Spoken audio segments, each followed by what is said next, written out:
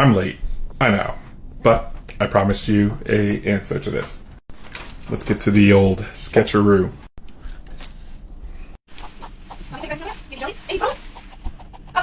House. Yeah, we all know these things. They're swell, right? And you can imagine, here's your grass, but something happens under your house. First thing is, there's a Sophia. Hi, Sophia.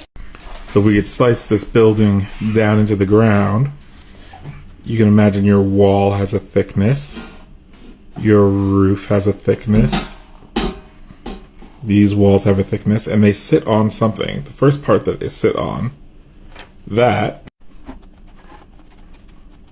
is your foundation. The foundation sits on something as well. Now your footing needs to sit on something relatively solid. Compacted earth, rock, something solid. Usually we want that to be able to handle the pressure that this is going to handle, because this is going to catch all sorts of pressures.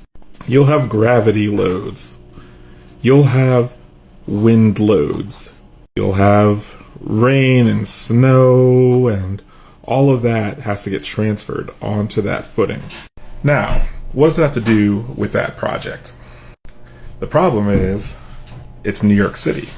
So in our sketch, this house is kind of sitting on its own. It's got a foundation, it's got footing.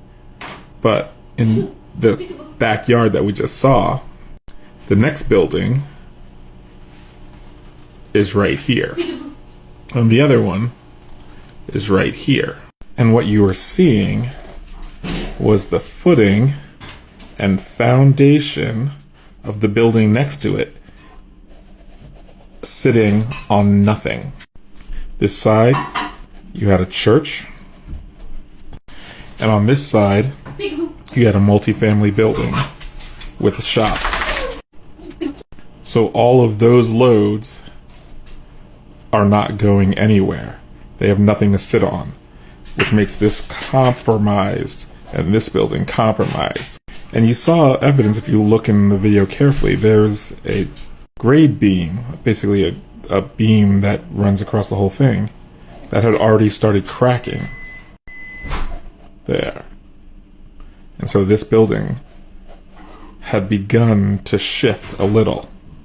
Luckily the neighbors complained, DOB was called out, and emergency actions were taken. And we backfilled in those areas. We filled in all that. Certified by an engineer,